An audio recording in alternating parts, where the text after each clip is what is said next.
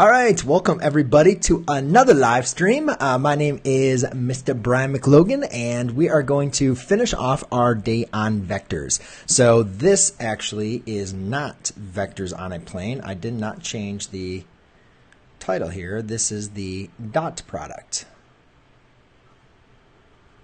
of vectors.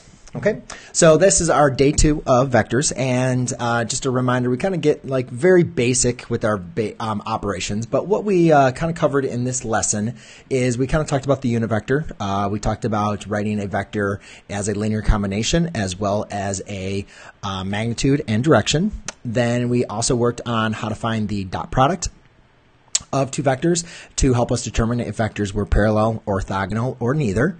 And then also looked into how to find, we talked about some word problems, and then we looked into finding the angle of two vectors. So hopefully we shouldn't take this live stream too long with kind of doing this front half. I'll just kind of work through those problems, and then obviously I'll check in with you guys, see if you guys have any questions.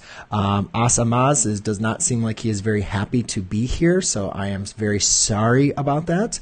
But I see Alec Gamer, you've helped me so much. Awesome. And David, good to see you guys. Quickie, just another 17. Good to see you guys. And then what we'll do is we will add into some multiple choice kind of questions for vectors. So for any of you that are kind of also following in a pre-calculus or trigonometry classroom, and our class is kind of where you're at, we will be getting into parametric and polar equations next week. So I will plan on doing live streams on Tuesday and Thursday of next week. So parametric and polar next week. And then we'll get into a quiz coming in from there. So I think actually Wednesday, Thursday. Crap, I might actually have to go like Monday or Wednesday. So I'll try to make sure I put in the comments for you guys. So otherwise, that's where we're going to go through. So let me kind of get through this. Obviously, if you guys have some questions, we'll kind of see how this stream, kind of takes. But if you have some questions that you'd like me to answer in your own classes, I'll be more than happy to do that after I complete this homework assignment. So without any further ado, let's go ahead and get started. So the first one is, given the following vector, find the unit vector with the same direction. So just remember the unit vector here is basically, if we're going to say, here is a vector v in component form, v1 comma v2, well, then the unit vector is basically that vector v divided by its magnitude. Okay, so this is what we worked on today in class. Now this one is already labeled u, so I'm going to write the unit vector as u1. All right. Now we want to find, before we can actually figure out what the unit vector is going to be, we need to figure out what the magnitude is. So I'm going to figure out the magnitude of u, and using the formula for the magnitude, it's basically the first component squared plus the second component squared, and therefore this gives us the square root of 17. So the unit vector in this problem is going to be use of 1 is going to be the vector -4, comma 1 over the square root of 17. Now you can leave it like this, but typically, we like to actually divide that in there so we can get the vector in there. So a preferred method, at least where I like to have it written in there, would be like this. And a lot of students, some students they are trained from our last couple chapters with radicals to rationalize the denominator. There's not much of an advantage in this chapter with rationalizing the denominator, so we can just leave the radical in the denominator here. There's not many times where it comes up where that's going to benefit us. So we're just going to leave the radical as it is in the denominator. All right, for the next one, notice it is written as a linear combination. And what I told my students in this problem is, if you don't like the 3i plus 4j, like you didn't understand our lesson on the unit vectors i's and j's, then just rewrite it as a component form, 3 comma 4. All right, just stick with it from there. All right, so in this one here,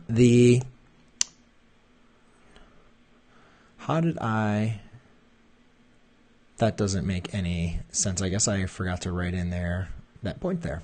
Oops. So I'll go ahead and fix that in that respect.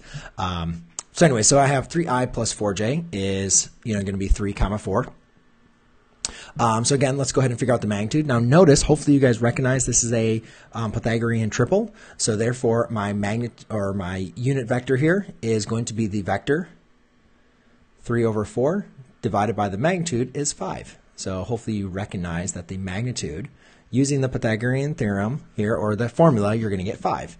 So let's just write the unit vector as 3 over 5, comma, 4 over 5. And I see what I was trying to do here, and I actually made a mistake, so I apologize for that. But that is incorrect. This needs to be rewritten as 2 sine of 30 degrees. So this is very similar to what we kind of did in class. In this example, though, you can see again that my magnitude has been distributed. So again, if we're looking into this, we can rewrite this vector z as 2 times the cosine of 30 degrees, comma, the sine of 30 degrees. Okay? So therefore, you can see that the magnitude of this vector, when we talked about this format, the magnitude of z is just equal to 2. So to save myself a little bit of work and space here, if you take the vector, since it's multiplied by 2, which is the magnitude, and then you divide it by 2 to find the unit vector, you can see that the unit vector is just cosine of 30 degrees, comma, sine of 30 degrees, which we could even simplify even further here, because we could definitely just rewrite this. The cosine of 30 degrees is going to be square root of 3 over 2, comma, 1/2. Right? So we could go a little bit step even further in this example because we actually know what the cosine of 30 degrees, sine of 30 degrees. And again, this makes even more sense that this is the unit vector because we know that point lies on the unit circle. And remember, the unit circle has a radius of 1. So the vector would have a magnitude of 1. So again, doing another one of those problems to really make that connection for students as far as understanding this magnitude direction form. All right, so now let's go ahead and get into the dot product. So it says find the dot product between the two vectors and then determine if the vectors are parallel, orthogonal, or neither. So really what I wanted students to do is just practice doing the dot product so they could kind of see if two vectors were, parallel or orthogonal. Obviously, we can do a lot of checking on that just by looking at the slopes of the vectors. So, but first I just want to practice using the dot product, and then from the dot product, what we will do is we'll use the slopes to also kind of verify our answer. So let's just double check here. If I had a vector u, which would be u1, u2, and I had a vector v, which is, let's say, v1, v2,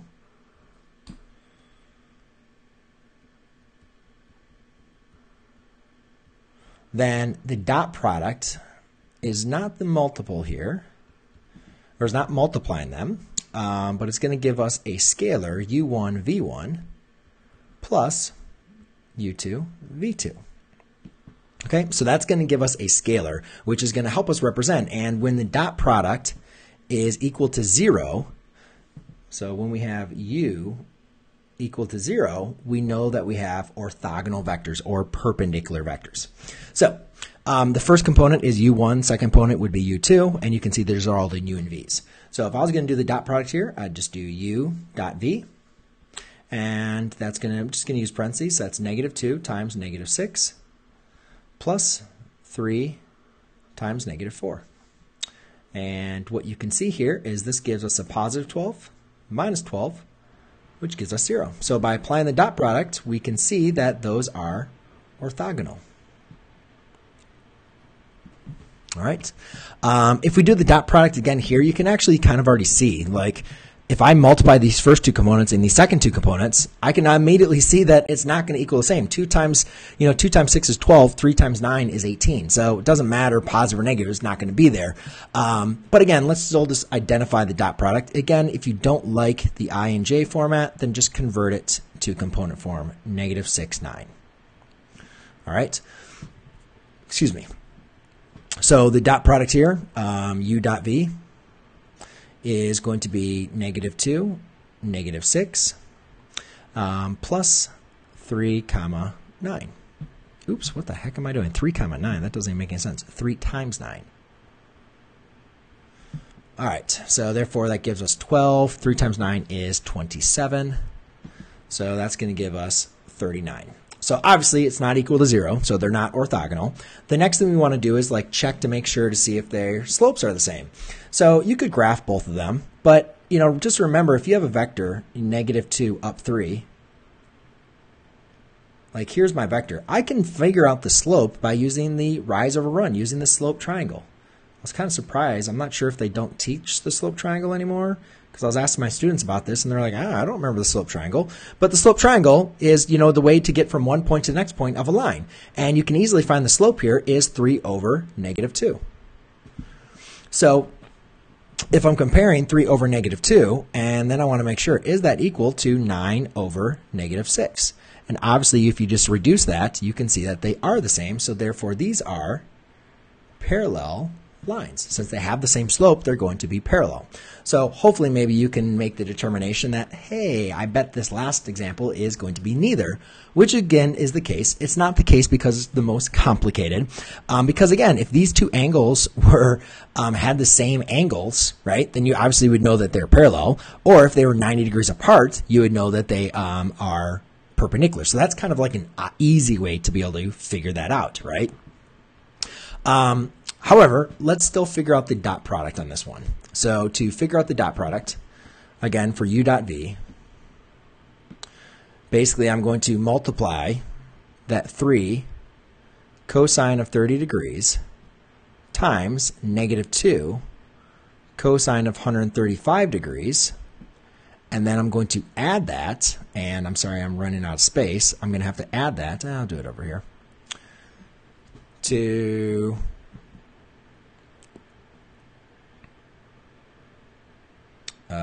second components, 3 sine of 30 degrees times -2 sine of 135 degrees.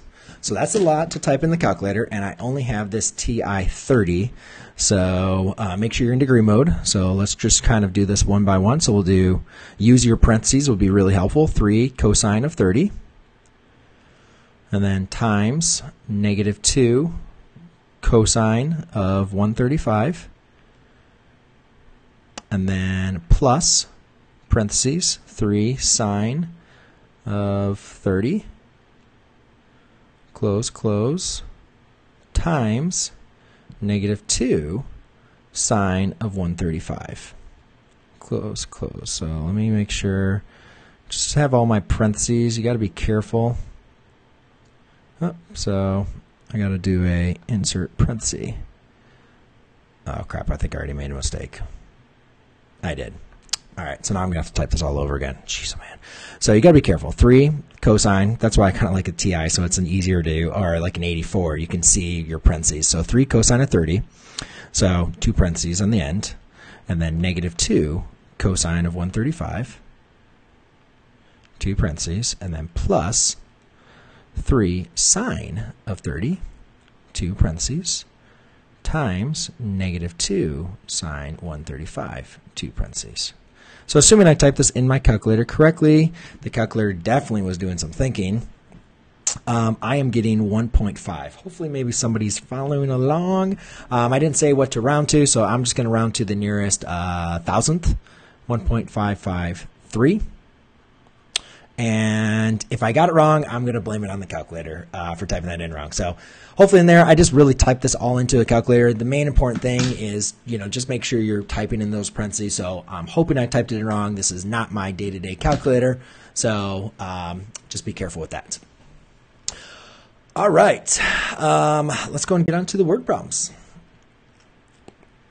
So the next one says a plane is approaching a runway with an angle of depression at 7 degrees at 135 miles per hour. Write a vector in terms of I and j that represent the plane's approach. Okay, so we have a plane, right? And it's approaching a runway, so that means it's going to be going up. It's in the air, and it has an angle of depression. So we're going to draw a horizontal line, and then it has an angle of depression, which is going to be 7 degrees. Right? And then it's traveling at 135 miles per hour. Okay, so write a vector in terms of I and j that represent the plane's approach. So basically, we want to write a vector from where the plane is, and then basically how it's approaching here the runway. So the angle so we have an angle of depression of 7 degrees. So there's a couple different ways we could do this. We have the angle of 7 degrees. Now, obviously, in standard form, that's going to be negative 7 degrees, right? So it's an angle of elevation of 7 degrees, but in standard form, that's negative 7 degrees. And then the vector, the magnitude of the vector is going to be 135 miles per hour. So remember, when we're given a vector for the airplane, you have the magnitude of your vector times the cosine of the angle times the sine of the angle. But again, you got to take the angle that's in standard form, because this calculator doesn't understand angles of depression or angles of elevation. It doesn't understand bearings. So you got to make sure you graph, the picture of what you have, and then insert in the angle. Insert in the angle that's going to be in standard forms, because that's what your calculator does. So in this case, again, we just need to write the vector. We don't need to do anything else. So the magnitude here is 135, and that's going to be times the cosine, cosine of negative 7 degrees times the sine of negative 7 degrees. I don't know why I'm doing that. Kind of looks weird. So we'll fix that out there. 7 degrees. Parentheses. All right. So there we go on that. So next one is actually a word problem. So plane is flying at a bearing of north 55 degrees east at 200 miles per hour. So what I told my students to do is right when you read that, let's draw it. So we're going north 55 degrees east. So probably somewhere around there. Right? And it has so that's 55 degrees. It has a magnitude of 220 miles per hour. All right, if the wind is blowing at a bearing of south 10 degrees west, crap, that's going in the other direction. So that's going to be right where I had all my writing. So let's all right, we'll just draw the vector there. So the wind is, again, here's on the, I guess I can do it from there. So the wind is, what I'll do is I'll do two vectors. So that's fine. All right. So the wind is going to be south 10 degrees west. But that's only going at 10 miles per hour. So actually, you know what? Let's put that back up there. So that's 220. And then now I'm going to be south 10 degrees west. So that is going to be 10 degrees. And that is only at 30 miles. Let me zoom in here. That's going to be at 10 degrees miles per hour. Okay? So basically, here's what we have, the situation. We have this airplane flying like this, and then you have the wind kind of come back. So the plane is going like into the wind, right? So, unless the plane is correcting, like speeding up to make sure it's going faster, or changing its course to make sure it's on course, like it's going to be shifted over. It's going to be going slower unless it corrects this wind. So what we need to do is we need to understand what is the ground. So we need to understand everything that's happening to this airplane, at least based on this word problem.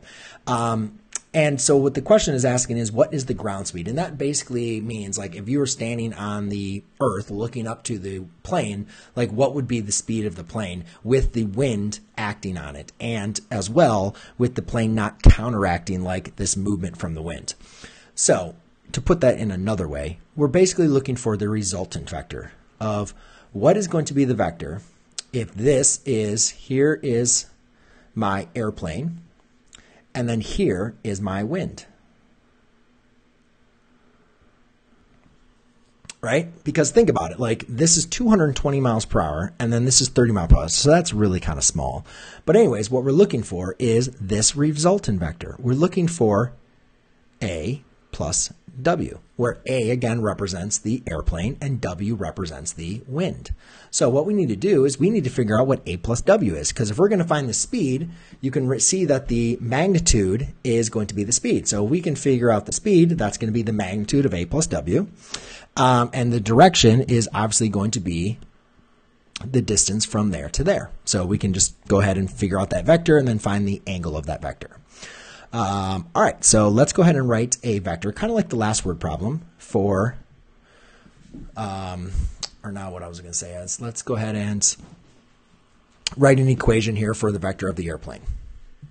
So, all right, so we're at 55 degrees. Now again, your calculator does not understand 55 degrees as a bearing. It only understands this angle.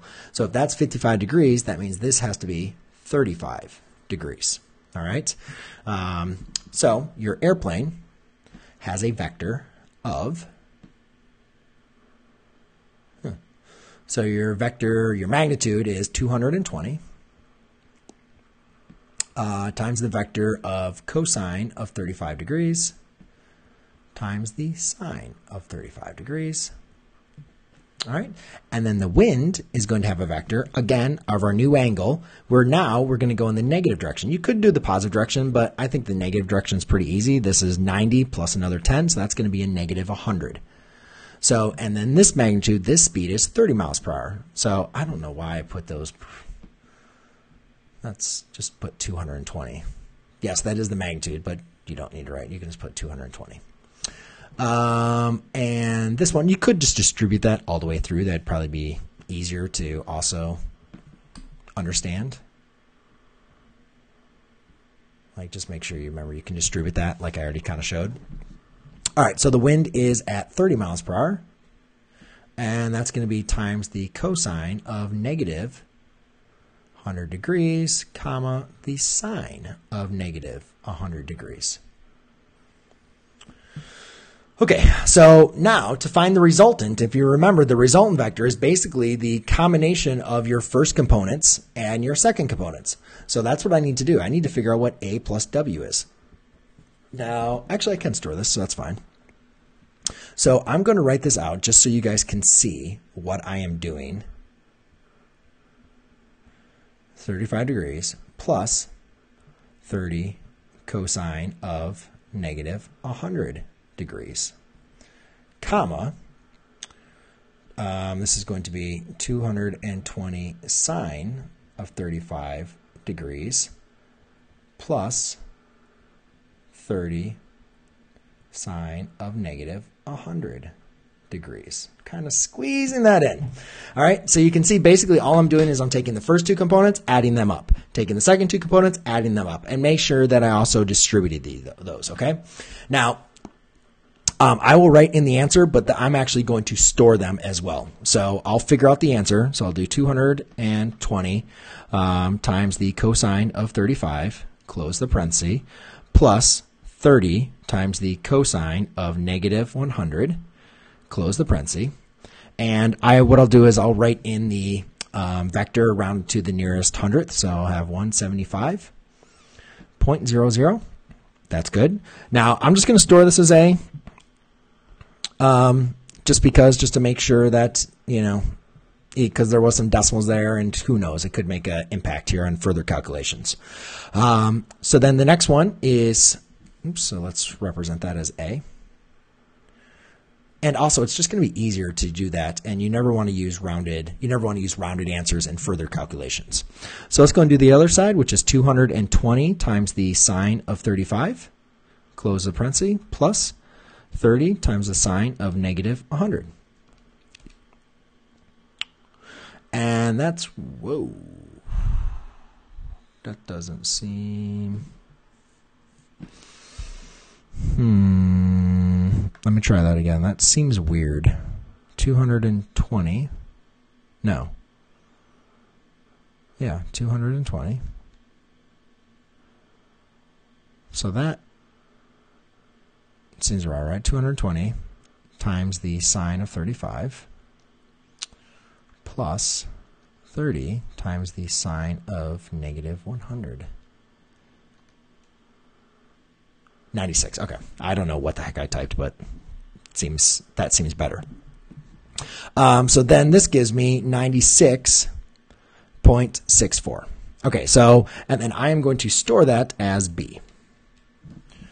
All right, so you have your vector here, right? And does this make sense? Like, obviously, if we have a vector going, northeast and we have a little bit of wind pushing us back, we still should remain in the first quadrant, right? You guys would agree. Like, that should need to be in the first quadrant. Obviously, if I got like 2 negative numbers, like I did something wrong.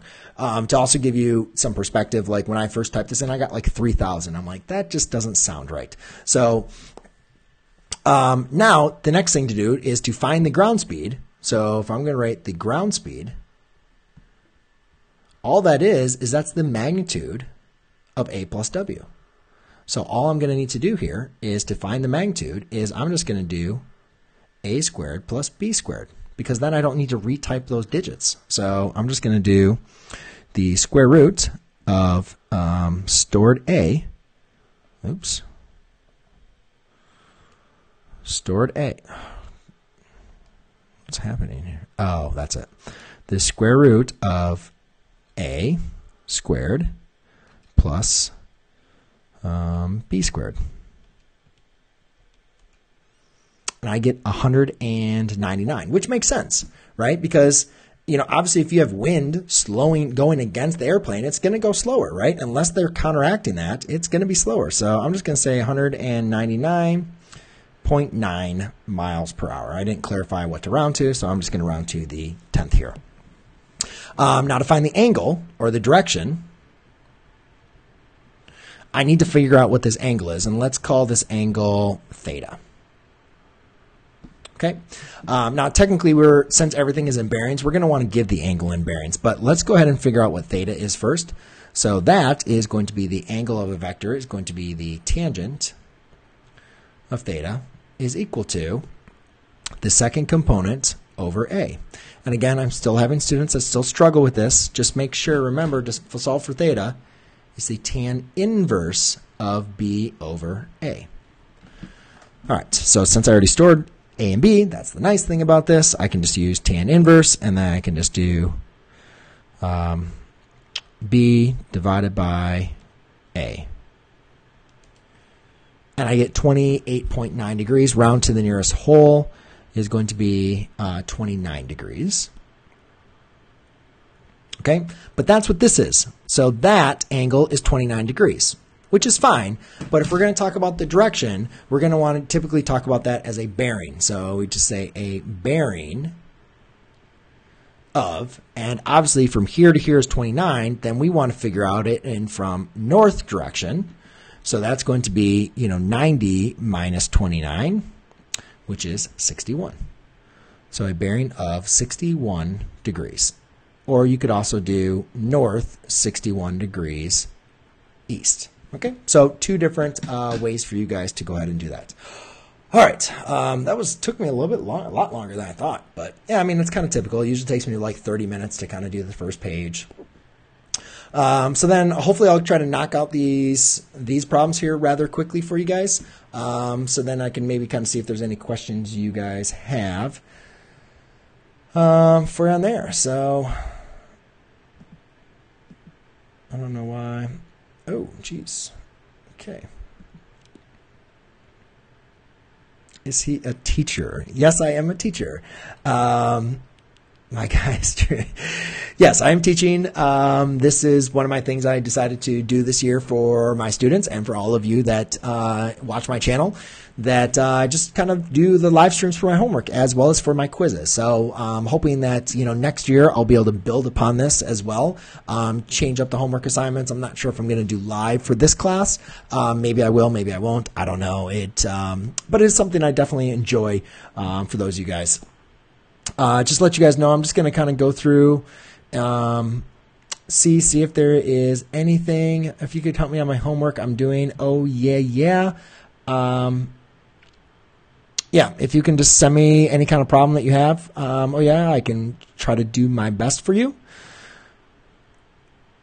And, all right, I think I have everything I need. All right, nobody has any question on things, so let me go ahead and work on this. Let me go and knock out the multiple choice problems real quick, and then obviously if you guys have a If you guys have any questions or you want me to cover any problems in your own classes, then go ahead and let me know. Isaiah, does not seem very nice. I'm not really sure. Oh, you're just joking. That's okay. I still see it. Even though nobody else sees it, I still see it. But that's okay. Zarif, shout out. Absolutely my man. You got it. Look forward to, let's get over this. I don't know why I'm rambling on. All right, so the next one says, write a vector in terms of I and j whose magnitude, v, and direction, theta, are given. So the magnitude is 7, and the angle is 225 degrees. Now, obviously, this is an I and j, right? So I can write this in the magnitude form of 7 times, actually, let's just distribute that 7. Actually, do it one by one. So let's do 7 times the cosine of 225 degrees times the sine of 225 degrees. Now, let's go to the unit circle. Where is 225 degrees? Well, here is 180, right? Here's 270. So 225 degrees is 45 degrees more than 180. Right? So if we were thinking like there on the unit circle. Well, that means it has a reference angle of 45 degrees. And if that has a reference angle of 45 degrees, we know the reference angle over here of 45 degrees. Again, I'm like going off of the unit circle. That's a horrible unit circle, but remember this point is square root of 2 over 2, comma square root of 2 over 2. So if this angle has the same reference angle of 45 degrees, but it's in the third quadrant, then we know this is going to be a negative square root of 2 over 2, comma negative square root of 2 over 2. So I can easily knock out any answers that are not negative in both, which is B. Okay, so B is definitely not the answer. Now I can distribute this. So I can distribute the 7. So this is basically 7 times the square root. Oh, oops. Yeah, so it's now going to be a negative 7 square root of 2 over 2, comma, negative 7 square root of 2 over 2. And then the only one here that would be the same, so that would be my vector in component form. And then if I just want to write them in terms of i's and j's, I basically just take the I and j there, and you can see that C would be your answer. The next one is find the unit vector that has the same direction as v. So basically, if we talked about this when we're looking at a vector, like here's a vector. When we reduce it down to a unit vector, like it has the same direction. So that's just saying like the direction is the same, but the magnitude is not obviously the same. So to do this, we obviously need to be able to figure out what is the magnitude of v. So the magnitude of v is going to be 5 squared plus 12 squared, or negative 12 squared. Okay, hopefully you understand this is a Pythagorean triple. If you don't, then I guess we could do it for you. 25 plus 144. And that's going to give you 169, which is 13. So therefore, my unit vector is basically going to be 5 divided by 13i minus 12 divided by 13j. Because again, you're just taking your vector and dividing it by its magnitude, right? So you can distribute that across. So that's a negative. So it looks like B is the answer here. All right, number 3 says find the magnitude of u plus v. So this one's kind of interesting. They're going back to, again, these are vectors. If you don't like these vectors, you can put in I and j. You can just put them as component form if you want to, 4, 1, right? And then apply the operations that way. But this one saying is add them first and then go ahead and find the magnitude. Kind of interesting problem. So let's go and figure out what u plus v is first. So that's, I'm just going to add those two components, which is going to give me a 0 plus 2. And then if I want to find the magnitude of that, the magnitude of this is just going to be the square root of 0 squared plus 2 squared, so which is equal to the square root of 4, which is equal to 2. And there you go. And then the last one is one that we didn't really cover as much, but it's basically finding the angle between two vectors. And there is a formula for this, which you need to use your calculator, typically. So cosine of theta is the dot product of u dot v all over the magnitude of u times the magnitude of v. Now that's actually a product. This is using the dot product. So we have our vectors. So let's go ahead and figure out what the dot product is. If you remember, we kind of worked on this on the free response questions. So that is basically your first two components multiplied, add times your second two components. All right, so therefore I get a negative 8 minus 30. So that's a negative 38. And then basically now I need to be able to figure out the magnitude. So in this one, it looks like magnitude is going to be the square root of negative 2 squared plus 5 squared. So that's going to be the square root of 29. And then let's figure out the magnitude of v. That's going to be the square root of 4 squared plus negative 6 squared. Now be careful, I'm not using parentheses. I'm going to put the parentheses back in there so students are careful. So 4 squared is 16, 6 squared is 36, so that's going to be the square root of, let's say, 16 and 36, so 52. All right, so really what I have now is the cosine of theta is equal to negative 38 divided by the square root of 29 times the square root of 52. Or I could say theta is equal to cosine inverse of all of this stuff, negative 38 divided by the square root of 29 times the square root of 52. So typically the way that I would write this in my calculator is I would do so I would just do negative 38 divided by the product, so I'm going to put that in parentheses, the square root of 29, close a parenthesis, and then times the square root of 52, close a parenthesis, and then close a parenthesis for the denominator. And that gives me a negative 0.97, and then I'll just do the cosine inverse of that last answer. And that gives me 168 degrees. Now, we can kind of like check this. If I round that to the nearest whole, like, does that make sense? As 68.1, right? This is round to the nearest degree.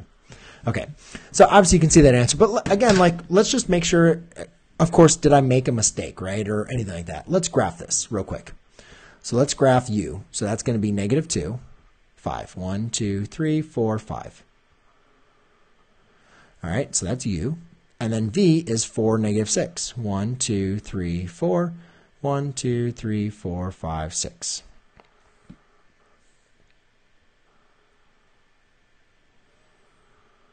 It looks like 180, right? But obviously my scaling is kind of off, so I guess that would probably be like down there. But you can see like that's pretty close to like 180, right? So that makes sense. And it obviously the only other option there could have been like 178, would have been a pretty close one too.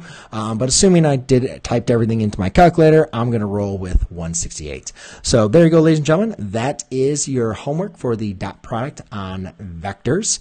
Hopefully that helped out. Now, if there's anybody else in here, anything, I'll be happy to kind of answer any questions that you guys have. So I'll spend a little minute here just kind of going through the chat and see if you guys have any questions. I'll be more than happy to kind of answer them for you. So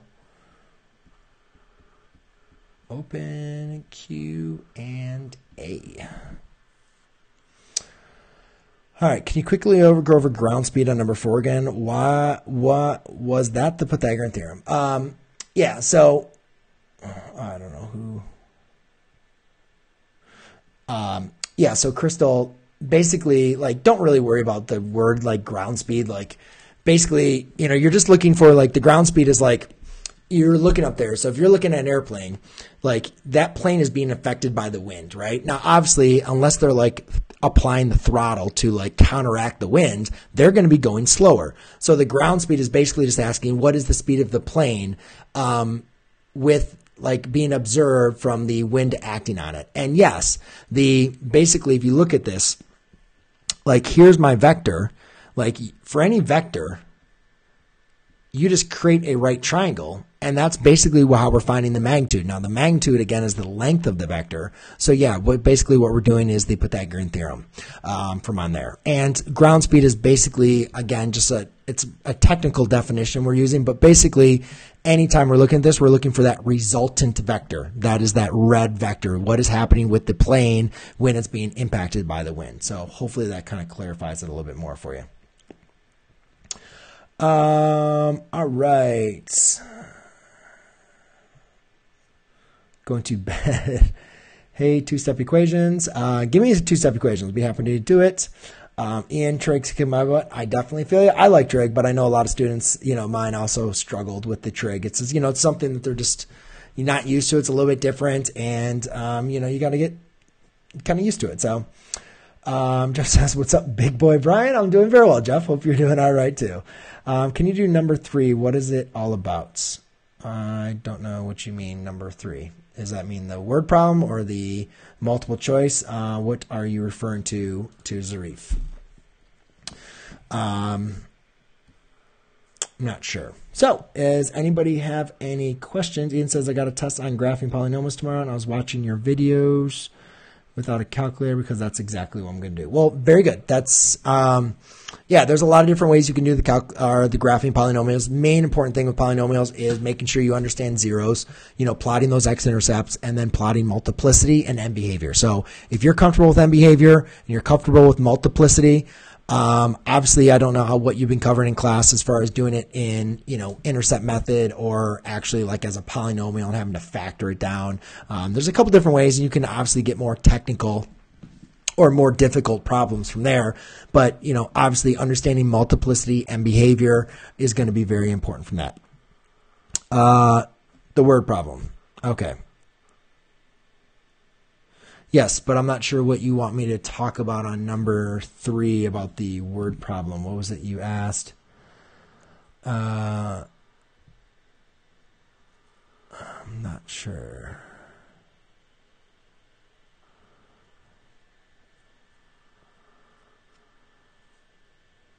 I'm not sure what your question was again. Number 5, do number. Well, I'm not going to do number 5. I don't understand the word problem. I'm sorry, I'm not really understanding what your question is. Akshay just finished up your videos. You're the best. Thank you very much. You're very welcome. Who is that about? Who asked that? Euro says, I'm taking Algebra 2 trig freshman year. Is that good? Of course that's good, right? I mean, everybody's at their same pace. I don't think there's, I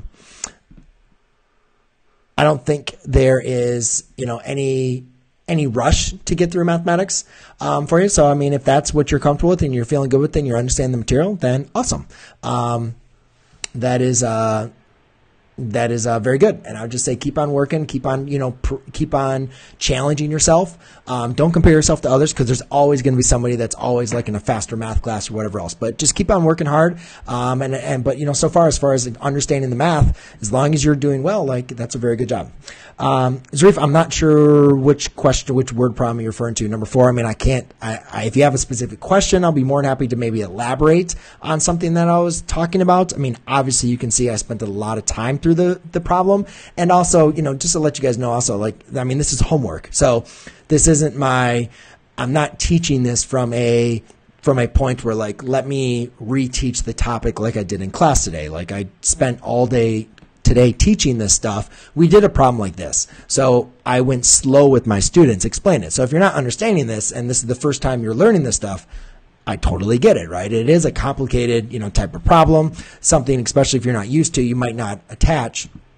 But please understand the reason why I'm teaching it a little bit this way is because my students have already been exposed to this. So that's why, I might skip over some things or not show some steps. So, I do apologize for that if obviously you're looking for a more introductory video on that. I do have some more, kind of explaining it more step by step in my classroom videos. But for the homework, I just want to make sure I can give them some answers for them to check their work. But I would say, Zarif, any word problem, here's the main thing you need to do.